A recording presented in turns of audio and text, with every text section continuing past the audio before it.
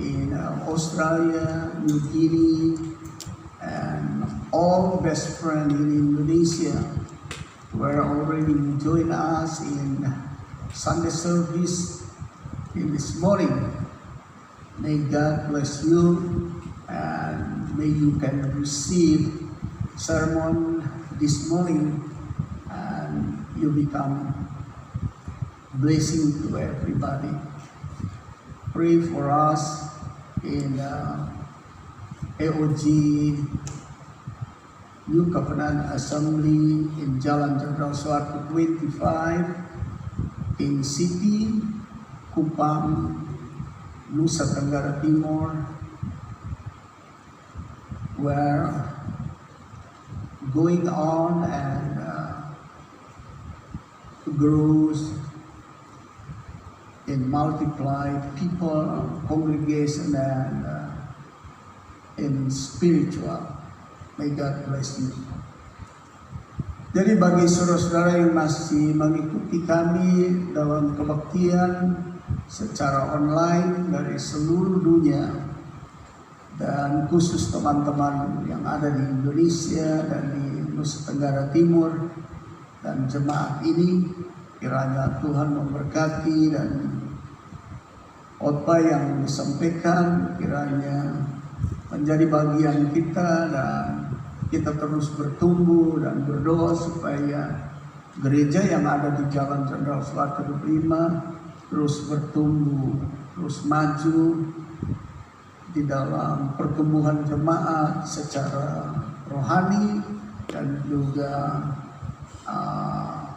kuantitasnya. Baik, pagi ini saya akan menyampaikan sebuah berita yang berkaitan dengan hal urgen dalam hidup kita, yaitu perintah untuk tetap berdoa. Command to keep praying, tetap berdoa. Ini sangat perlu, ini sangat dibutuhkan, karena begitu pentingnya sehingga Tuhan Yesus ngomong kepada pendengar 2000 tahun yang lalu dan pendengar pagi ini, to all audience 2000 years ago and audience and congregation this morning in Sunday service. Lukas pasal 18 ayat 1, Yesus mengatakan suatu perumpamaan kepada mereka untuk menegaskan, ini menegaskan, untuk menegaskan bahwa mereka harus selalu berdoa dengan tidak jemu-jemu. That he, Jesus, spoke a parable to them that men always ought to pray and not lose heart. Jadi kalau dengar kalimat ini dikatakan penegasan, adalah sesuatu yang begitu penting. If God highlight about something that's very urgent, bila digaris bawahi atau ditegaskan satu kata, satu kalimat, berarti kalimat itu penting untuk dilaksanakan. 5 tahun yang sudah kita lewati adalah 5 tahun di mana terisi dengan jemaat, pendeta harus memiliki waktu 1 jam berdoa setiap hari. Sekarang kita memasuki roadmap yang tahun sesi yang kedua. 5 tahun berjalan mulai dari akhir 21, sebab kita memiliki 25 tahun roadmap pertumbuhan dan perkembangan daripada jemaat kita di seluruh dunia dan khusus di Indonesia. 5 Nah, pada 5 tahun yang lalu yang sudah kita lewati di ujung dari 2021 itu, salah satunya yang sudah disampaikan, kita harus berdoa 1 jam minimal sehari, membaca Alkitab minimal 2 lembar. Lalu kita memiliki waktu untuk memberi kesaksian yang baik kepada keluarga kita. Dengan tema gereja lokal kita, everything must be changed. Lalu memasuki 5 tahun yang kita akan jalani ke depan ini dengan tema now declare your changes. Sekarang perubahan yang ada dengan setia berdoa, membaca Alkitab, bersaksi buat keluarga, sekarang bersaksi buat masyarakat di marketplace atau di luar sana, atau yang ada di sekitar kita di sana. Nah, Bapak Ibu, saudara-saudara, kalau landasan awal dalam 25 tahun program pertumbuhan perkembangan gereja sudah dimulai dengan landasan yang kuat, yaitu doa, maka pagi ini ingin saya sampaikan untuk kita mengevaluasi, are we always pray in our home, in our family, or not? Only 1 hour a day. Jadi penyampaian ini hanya mau membangkitkan hati kita untuk memeriksa apakah kita sudah mulai jadikan jam doa 1 jam sehari itu sesuatu yang sudah terlaksana, atau become culture in our life, menjadi satu budaya dalam kehidupan kita, bahwa kita harus berdoa. Sebab Lukas 18 ayat 1 ini, Tuhan Yesus bilang, Tuhan Yesus menegaskan bahwa mereka harus selalu berdoa dengan tidak jemu-jemu. Tuhan Yesus mengatakan bahwa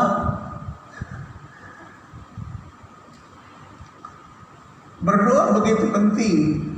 Tuhan Yesus berikan highlight dalam kalimat itu atau dalam kata itu, menegaskan. Always ought to pray. Menegaskan dengan selalu berdoa. Jadi Bapak Ibu, saudara-saudara, tentu ada pertanyaan yang selalu ada dalam hati kita. Kenapa penegasan untuk berdoa itu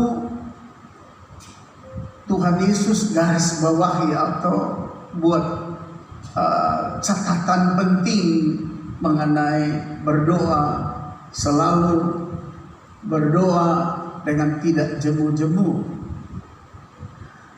Karena sebenarnya doa itu coba oleh para teolog menggambarkannya sebagai napas. Karena di dalam hidup ini, ketika napas masih ada, seandainya jantung sudah berhenti, napas masih ada, orang bilang, masih dokter, para medis bilang itu masih hidup. Kalau sudah tidak ada napas, sudah tidak ada lagi udara keluar dari hidung, itu berarti sudah mati, gitu. Nah, yang terus bekerja, yang terus berfungsi di dalam kehidupan manusia ini untuk menyatakan dia tetap hidup ketika di lubang hidungnya masih ada udara keluar masuk. Itu sebabnya melihat kalimat ini yang berkata mereka harus selalu berdoa dengan tidak jemu-jemu, maka coba digambarkan bahwa doa itu seperti napas. Karena terus menerus, seperti napas terus menerus menyatakan orang itu hidup. Jadi kalau selalu bernapas, selalu menghirup udara, menghembuskan udara, menarik udara, orang itu hidup. Nah, itu sebabnya para teolog mengatakan bahwa berdoa itu adalah napas kehidupan Kristiani. Jadi kalau berhenti berdoa, berhenti bernapas. Kalau berhenti bernapas berarti mati. Kata selalu dan kata tidak jemu-jemu hanya berlaku buat napas, tidak berhenti untuk tarik keluar masuk. Kalau dia sudah tidak keluar masuk berarti mati. Jadi disamakan dengan doa. Itu juga akhirnya diadopsi oleh Paulus dengan menulis surat kepada jemaat di Tesalonika dalam pertama Tesalonika 5 ayat 17 yang mengatakan dengan kalimat yang pendek. Tuhan Yesus menegaskan mereka harus selalu berdoa dengan tidak jemu-jemu. Lalu Paulus bilang dalam ayat 17 pertama Tesalonika 5, dia bilang kalimatnya dipersingkat, tetaplah berdoa, tetaplah bernapas, tetaplah menghirup udara dan menghembuskan udara, membuktikan engkau hidup. Tetaplah berdoa membuktikan kita hidup. Jadi kalau tidak melakukan doa dalam perjalanan kehidupan ini, maka sebenarnya meskipun kita hidup, tapi sama seperti Tuhan Yesus katakan kepada kepada Farisi dan Saduki, kehidupan rohani mereka, kehidupan rohani daripada Saduki, Farisi, mereka hanya melaksanakan seremoni-seremoni. Bahkan seremoni-seremoni itu isi dengan doa, tapi doa yang dimaksudkan oleh Tuhan Yesus itu adalah bukan apa yang ditulis lalu dibaca, bukan apa yang dicatat lalu dibaca. Sebab Farisi Saduki mereka menghafal satu hafalan doa, bahkan ada tulisan doa. Bahkan mereka lihat yang ditaruh di tangan, ada kotak kecil, lalu ada rantai di sini. Mereka berdoa seperti diatur oleh rantai, biji-biji rantai itu, atau seperti rosario itu, atau seperti orang Muslim ada punya batu hitung-hitung itu, begitu. Nah, karena doa itu diperlukan senantiasa dari hati dan bukan dari tulisan dan bukan dari biji-biji kalung yang digantung di leher atau di tangan lalu dipegang, maka Tuhan Yesus bilang kepada mereka, sebenarnya kamu tidak berdoa, kamu hanya melaksanakan seremoni. Nah, keadaan kamu tuh sebenarnya bisa jalan sana sini melakukan itu dan ini, tapi bukan dari dasar hati, dari doa yang sesungguhnya. Kamu menyelesaikan sebuah tata cara, sebuah catatan doa, sebuah liturgi doa, tapi tidak dari hati, maka kamu itu seperti kubur yang berlabur putih. Artinya apa? Yang di dalamnya hanya ada tulang belulang. Jadi pelaksanaan sesuatu yang tidak dari hati, apalagi doa, bukan dari hati tapi dari sebuah catatan atau dari sebuah liturgi atau dari sebuah tata cara, maka sebenarnya kehidupan Kristiani itu sama saja seperti kubur yang berlabur putih, yang di dalamnya tidak ada yang bau harum, tapi di dalamnya ada tulang belulang dan bau busuk. Nah, ini menggambarkan kehidupan daripada kekristenan. Ini sama dengan tidak bernapas, artinya sudah mati. Jadi secara lahiriah dia hidup, tapi secara rohani sudah busuk. Secara rohani dia sudah mati. Jadi Bapak Ibu saudara-saudara yang saya kasih dalam Tuhan Yesus Kristus, mari kita tingkatkan tensi dan volume doa kita, karena doa itu begitu penting, karena doa itu sangat urgent. Doa itu adalah sesuatu yang benar-benar memiliki makna berbicara dengan Sang Pencipta, berdialog dengan Sang Pencipta, menyampaikan sesuatu kepada Sang Pencipta. Yang ketiga, mendengar sesuatu dari Sang Pencipta. Jadi yang pertama ngomong-ngomong dengan Tuhan. Yang kedua itu menunggu jawaban dari Tuhan. Yang ketiga ini perlu kesediaan menanti menunggu apa yang Tuhan mau omong atau pesankan atau perintah kepada kita. Jadi Bapak Ibu saudara-saudara yang saya kasih dalam Tuhan Yesus Kristus, kalau seorang anak datang bertemu dengan ayah atau ayah minta datang dulu, pertama akan terjadi dialog. Setelah dialog akan dengar apa yang orang tua mau. Lalu setelah tahu apa yang dimaui oleh orang tua, akan ketiga mendengar apa yang dia suruh kita lakukan. Itu sama dengan berdoa. Ngomong-ngomong, dengar apa dia bilang, lalu apa yang dia perintahkan kepada kita untuk kita lakukan. Sebab kalau tidak ada perilaku hubungan doa yang baik, kita kadang-kadang melakukan sesuatu, coba menafsir, coba meraba-raba, coba ke kiri, coba ke kanan, coba ke depan, coba ke belakang untuk bikin ini, bikin itu. Tapi kalau ada hubungan, kita tidak akan coba, tapi kita akan melakukan apa yang dia suruh. Dan apa yang Tuhan suruh itu sesuatu yang pasti. Apa yang Tuhan suruh itu sesuatu yang tidak seperti manusia coba sini, coba sana, coba situ, coba ke belakang, coba naik tangga dan lain-lain. Tidak. Petunjuk dari Tuhan selalu dia bilang kalau ke kanan ya ke kanan, kalau jalan lurus ya jalan lurus. Kita lihat bagaimana Filipus punya hubungan baik dengan Tuhan. Salah seorang yang dipilih dari antara murid-murid itu, waktu setelah ketemu ratu dari Sri Kendake itu atau raja dari Sri Kendake itu selesai, dia membaptis dia di tengah jalan.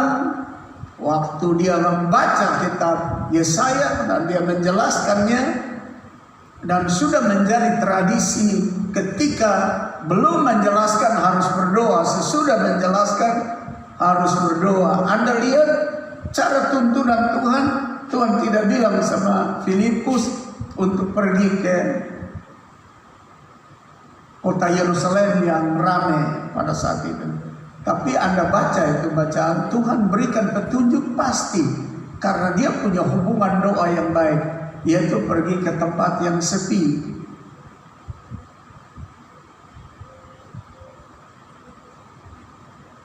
Pertama sudah datang di tempat yang sepi, ketemu si raja Sri Kendake.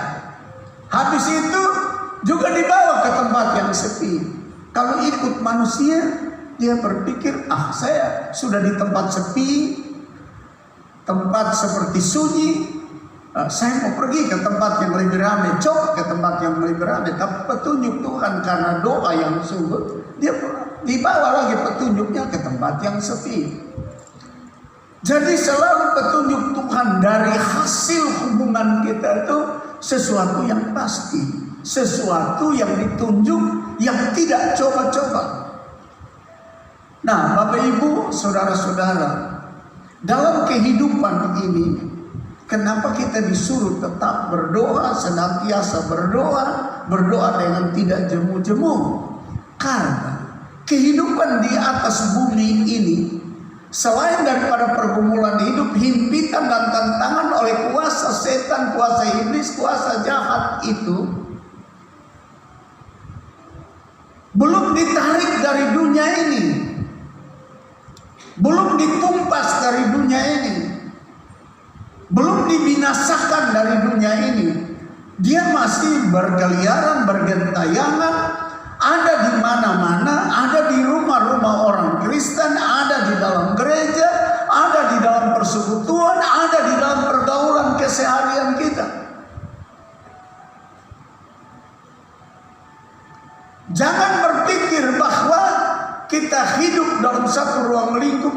tidak ada kejahatannya, yang tidak ada iblisnya, yang tidak ada setannya, yang tidak ada godaannya, yang tidak ada pembohong dan pendusta di sana, tidak ada penipu di sana, tidak ada pembuat onar di sana, tidak ada orang yang membujuk atau kawan yang membujuk untuk membuat perbuatan-perbuatan naif ada di sekitar kita.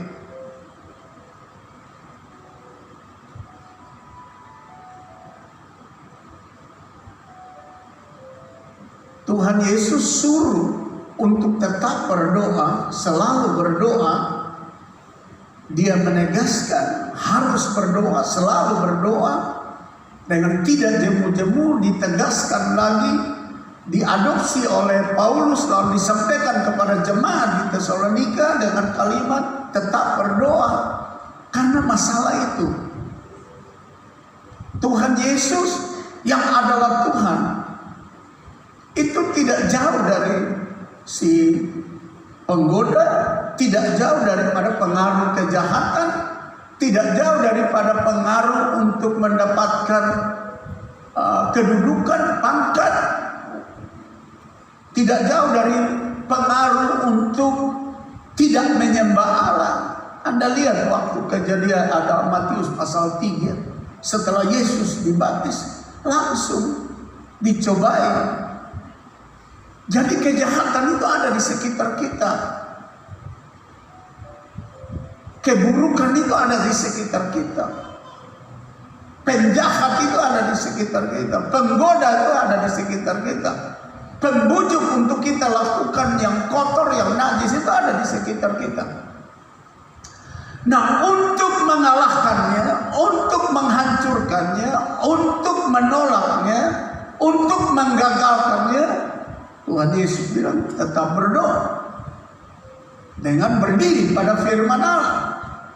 Tuhan Yesus 40 hari berdoa, berpuasa, sehingga berkemenangan atas pengaruh si iblis yang 3 kali coba membujuk secara roh, membujuk secara jiwa, membujuk secara tubuh, untuk supaya gagal, supaya hancur, supaya binasa. Tetapi 40 hari Yesus jalani dengan doa dan puasa, akhirnya memiliki kemampuan. Dia Tuhan saja dia lakukan itu untuk menaklukkan. Sebenarnya tidak perlu berdoa dan berpuasa karena dia Tuhan, tapi dia memberi petunjuk, dia memberi kita pola bagaimana mempertahankan hidup di tengah dunia yang dihadiri atau di dalamnya ada kuasa kegelapan, kuasa setan. Maka itu dia perintah supaya tetap berdoa. Maka itu dia perintah, dia tegaskan supaya jangan berhenti berdoa.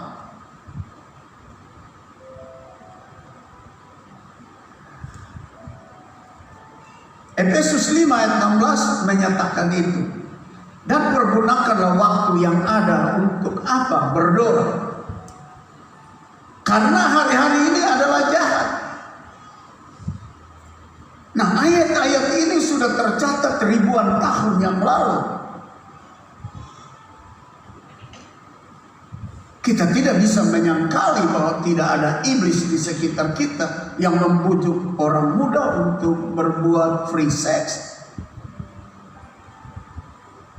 untuk membuat orang muda hidup dalam pelacuran atau perzinahan, atau orang tua hidup dalam perzinahan atau pelacuran. Ada, selalu ada.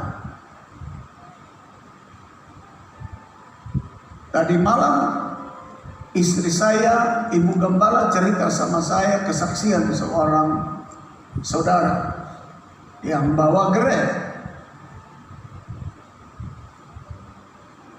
Ketika ada penumpang nona-nona manis di atas,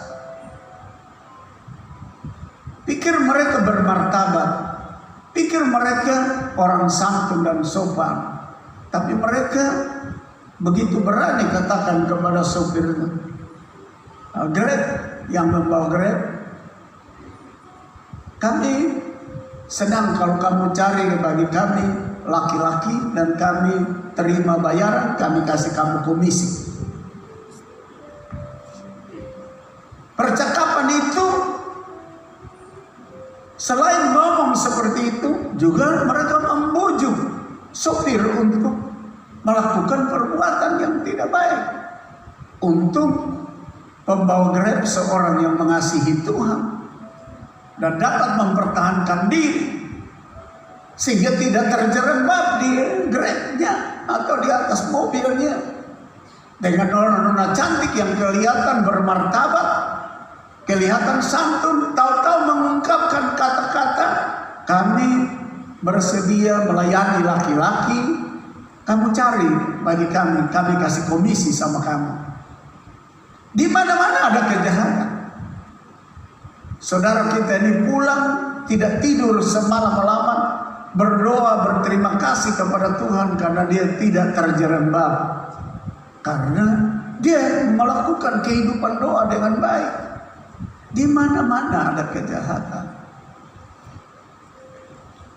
Tidak mau tahu Anda berpendidikan tinggi, tidak mau tahu Anda berpendidikan rendah, tidak mau tahu Anda pejabat atau tidak, tidak mau tahu Anda penguasa atau orang yang di bawah perintah. Kejahatan selalu mengincar kita. Hari-hari ini jahat dikatakan dari ribuan tahun yang lalu. Dan kalau sekarang iblis punya waktu itu sudah pendek, dia lebih jahat lagi, lebih berani. Dulu kan pelacur sembunyi-sembunyi, sekarang di atas Grab dia tawarkan untuk supaya dia bisa dijual untuk dapat duit, lalu orang yang jual bisa dapat komisi. Sangat berani sekali. Sampai saudara yang menuturkan ini kepada Ibu Gembala, dia bilang, aduh, saya bersyukur Bapak Pendeta ajar kita berdoa, ajar baca Alkitab selalu, berdoa selalu. Jadi waktu penyampaian seperti itu, roh Allah mulai bekerja. Sekarang thanking, tolak dalam nama Yesus, segera kasih turun mereka ke tempat tujuan. Lalu dia pulang dan berdoa bersama istri dan keluarganya. Anda lihat para pejabat korupsi, kejahatan ada di sekeliling meja kerja mereka, kejahatan ada di atas ballpoint atau pulpen mereka untuk menandatangani sesuatu yang tidak pantas ditandatangani. Karena itu kita mesti berdoa, karena ngomong-ngomong dengan Tuhan, dengar apa yang dia bilang, lalu apa yang dia perintah untuk kita lakukan. Kalau tidak, kita akan ikut apa mau kita. Kita akan ikut apa kehendak hati kita. Bapak-bapak, Anda jangan pikir bahwa Anda ada istri lalu tidak digoda. Ibu-ibu, Anda jangan berpikir bahwa Anda adalah seorang istri yang punya suami lalu tidak digoda. Tidak. Firman Tuhan berkata dengan jelas, pergunakanlah waktu yang ada, karena hari-hari ini jahat. Pergunakan untuk apa? Berdoa. Karena memang iblis bekerja terus. Orang-orang muda, saya kasih ingat, masa daripada iblis sudah singkat. Dia akan bantai orang muda di dalam keinginan seksualnya, dalam masa pubertasnya, bisa hancur kehidupannya. Para janda saya kasih ingat, hati-hati dengan pergaulanmu. Sebab Anda punya kebebasan bisa mengganggu suami orang, bisa mengganggu anak muda, bisa membujuk untuk perbuatan zina, perbuatan yang kotor.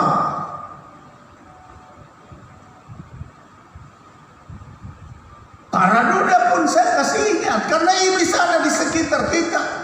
Pergunakan waktu untuk berdoa secara baik Sebab kalau tidak berdoa, apalagi berdoa tapi tidak dari hati, hari-hari ini jahat. Iblis masih bekerja. Dia belum dikurung, dia belum ditangkap, dia belum diikat. Jadi bagi saudara janda-janda, ibu-ibu yang janda-janda muda, kalau mau kawin, kawinlah. Kalau tidak bisa menguasai keinginan seksualmu, kawin. Jangan bikin kacau rumah tangga orang atau keluarga orang. Kalau Anda duda yang masih digerakkan oleh keinginan seksualmu yang buat menikah dengan sopan dan santun, tidak ada larangan untuk itu. Daripada Anda mengganggu istri orang atau jatuh dalam pelacuran atau tempat kotor dan najis. Kalau kita sungguh-sungguh berdoa, kita tahu kita harus ke kiri atau ke kanan. Kita harus lakukan ini atau lakukan itu. Kita tidak bilang coba ini, coba itu, coba ke sana, coba ke... Jangan. Itu membuktikan bahwa kita tidak ada kesungguhan dalam doa. Anak-anak muda, saya mau kasih tahu, kalau dalam masa pubertasmu engkau tidak bisa kontrol diri. Anak-anak muda, kalau engkau ada di dalam masa mudamu dan engkau tidak bisa mengontrol hawa nafsu seksualmu, saya kasih ingat berdoa. Sebab jangan sampai engkau hancur dalam perjalanan. Lalu kalau sudah hancur, iblis akan punya posisi kuat dalam hidupmu untuk menjauhkan engkau dari Tuhan. Makin hari makin jauh.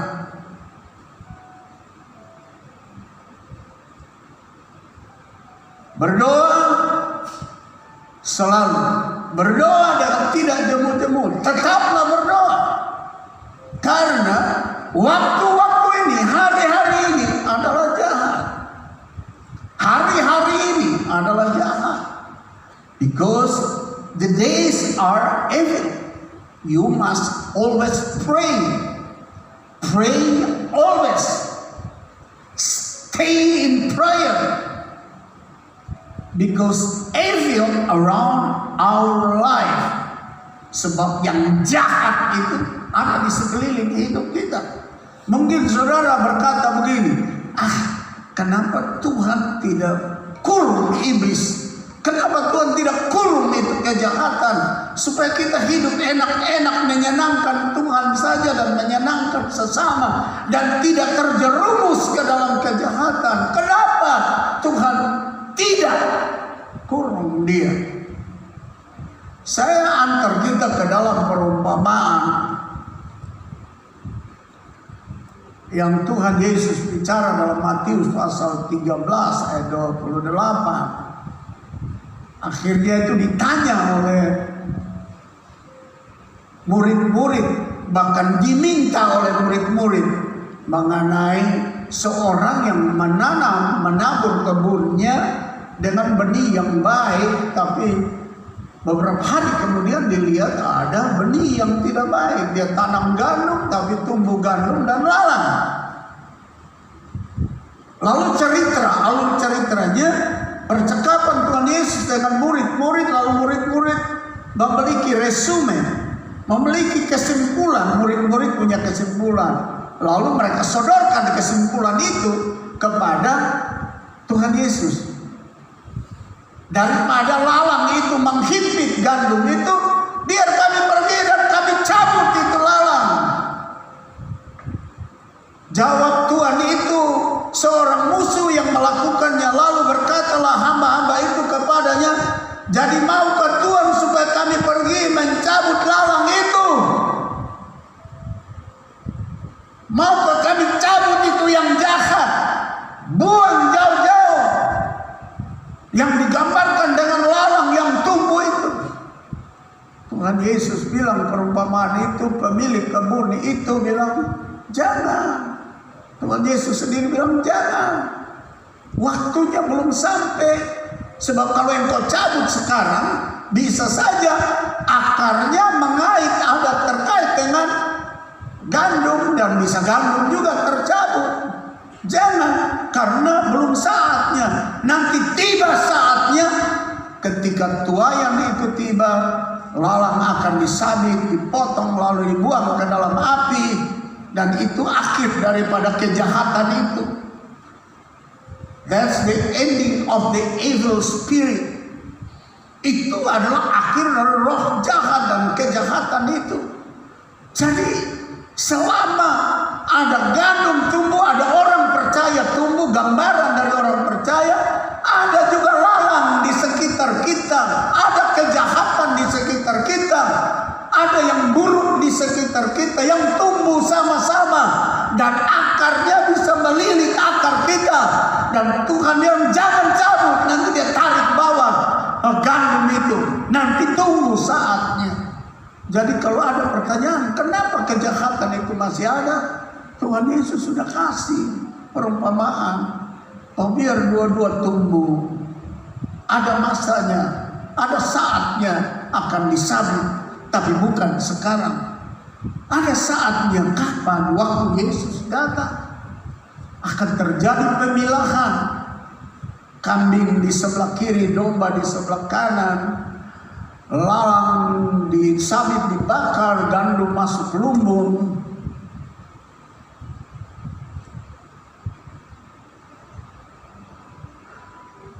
Jadi Bapak Ibu Saudara-saudara, jangan kita remehkan keadaan sekarang. 2000 tahun yang lalu saja sudah disampaikan, pergunakanlah waktu yang ada dengan doa sungguh-sungguh, dengan baca firman sungguh-sungguh, karena hari-hari ini adalah jahat. Nah, kalau kejahatan itu tahu waktunya sudah pendek, dia akan bekerja lebih keras. Dia tingkatkan tensi kerjanya karena dia ingin mendapatkan pengikut-pengikut. Dia ingin mendapatkan orang-orang yang berdoa tidak ada waktu, baca firman Tuhan tidak ada waktu, beribadah secara seremonial, berdoa secara seremonial. Yang dimaksudkan Tuhan Yesus selalu berdoa dan tidak jemu-jemu, dengan tidak jemu-jemu, dan diadopsi oleh Paulus dengan kata-kata tetaplah berdoa. Ini menyangkut paut apa yang keluar dari hati kepada Tuhan, bukan apa yang sekedar keluar dari mulut, apa yang sekedar dibaca pada kertas, atau apa yang sekedar oleh liturgi menuturkan kata-kata doa. Tapi prayer must come out from our deep heart. Doa itu mesti keluar dari dasar hati yang paling dalam.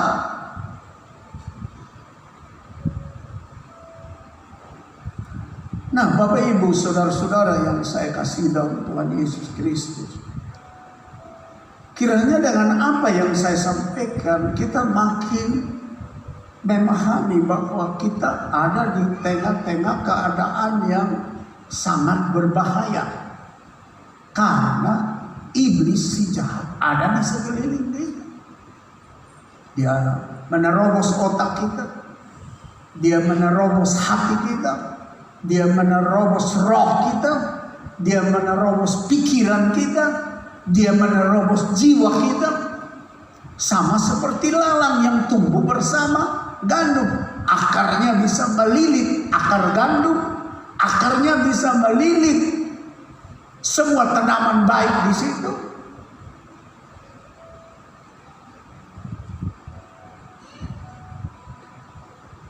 Dan kalau kita tidak berdoa dan membaca firman Tuhan dengan baik,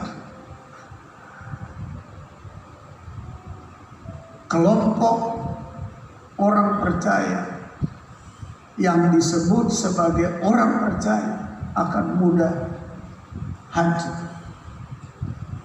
Nah, kenapa Tuhan Yesus suruh kita berdoa, selalu berdoa, tetap berdoa, tak jemu-jemu berdoa? Dia bukan orang yang hanya tahu perintah sama kita, tapi sebelum dia perintah untuk kita lakukan, dia adalah role model. Dia adalah modelnya, dia adalah contohnya. Pagi-pagi dalam Markus 1 ayat 35, pagi-pagi benar waktu hari masih gelap, ia bangun dan pergi keluar, ia pergi ke tempat yang sunyi dan berdoa di sana. Dari pagi-pagi dia berdoa. Jadi dia tidak suruh orang berdoa, dia tidak suruh pengikutnya berdoa lalu dia tidak berdoa. Matius pasal 14 ayat 23, dan setelah orang banyak itu disuruhnya pulang, Yesus naik ke atas bukit untuk berdoa seorang diri. Ketika hari sudah malam, malam berdoa, ia sendirian di situ. Pagi malam berdoa.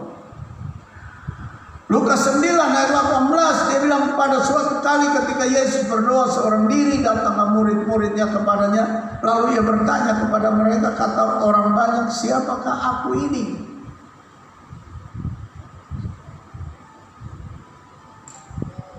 Dia Mesias yang kuat berdoa. Jadi Tuhan tidak suruh kita selalu berdoa dan dia tidak pernah berdoa. Dan dia tidak melakukan doa. Dia suruh kita mengasihi sesama. Dia suruh kita mengasihi Allah. Bukan dia tidak jadi model, dia tidak jadi patron, dia tidak menjadi contoh. Dia menjadi contoh lebih dahulu. Dia mengasihi Bapa, dan Bapa bilang apa, dia lakukan. Dia turun ke bumi mengasihi sesama manusia. Baru dia suruh kita mengasihi.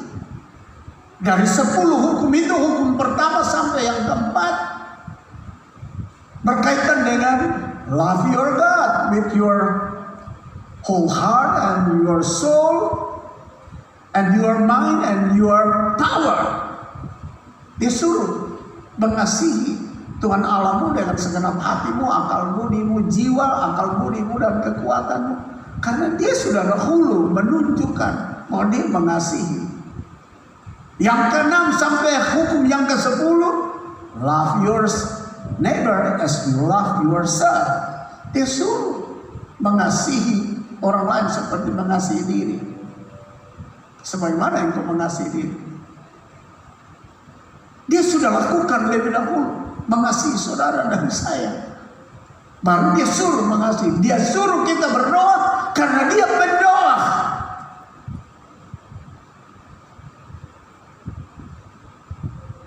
Sebenarnya kalau dia Tuhan, buat apa dia berdoa ya? Dia berdoa kepada siapa?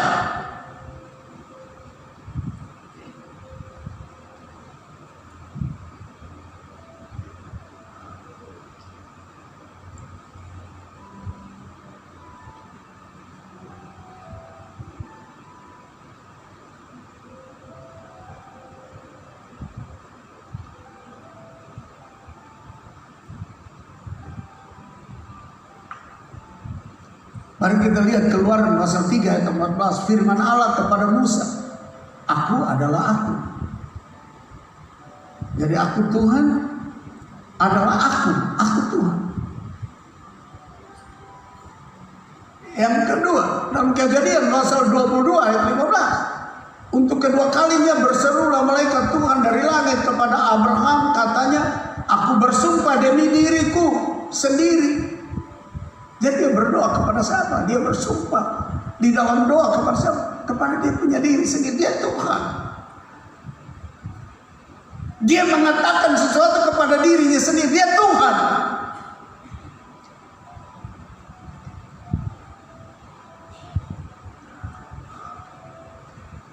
Aku bersumpah demi diriku sendiri. Demikianlah firman Tuhan. Karena engkau telah berbuat demikian dan engkau tidak segan-segan untuk menyerahkan anakmu yang tunggal kepadaku. Jadi Tuhan Allah berdoa dengan kata di sini, aku bersumpah. Ini sebuah doa kepada siapa? Kepada diri, karena dirinya sendiri kan dia Tuhan. Nah, dia Tuhan berdoa, dia adalah Maha Kuasa. bukan berarti bahwa ada Tuhan lain lebih besar dari Tuhan. Tidak ada. Have not another God above him. Tidak ada Allah lain di atas dia. Dia Tuhan. Dan dia berdoa sebenarnya meminta kepada dirinya karena dia Tuhan.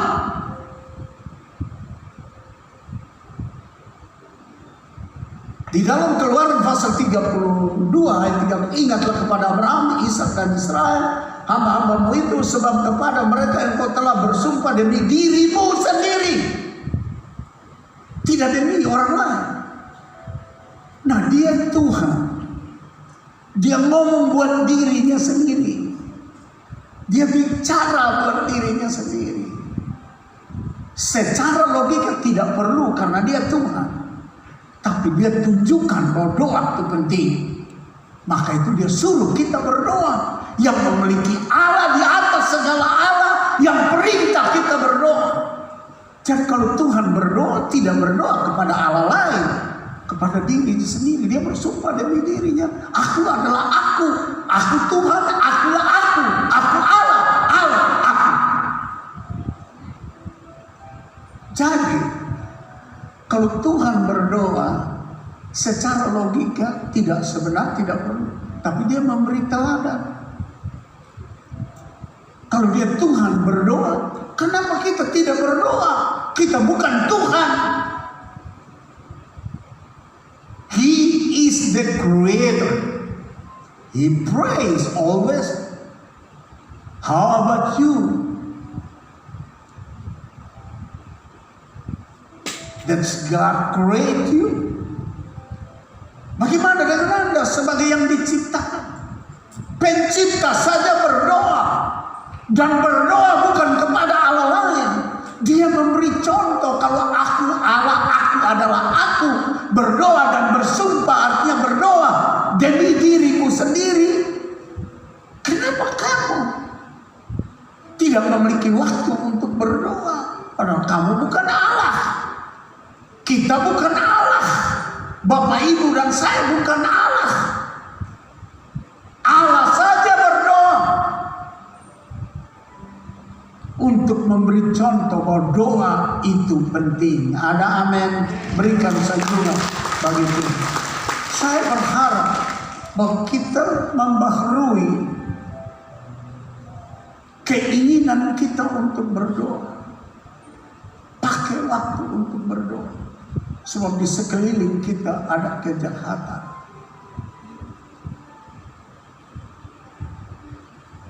Di sekeliling kita ada bujukan berbuat dosa.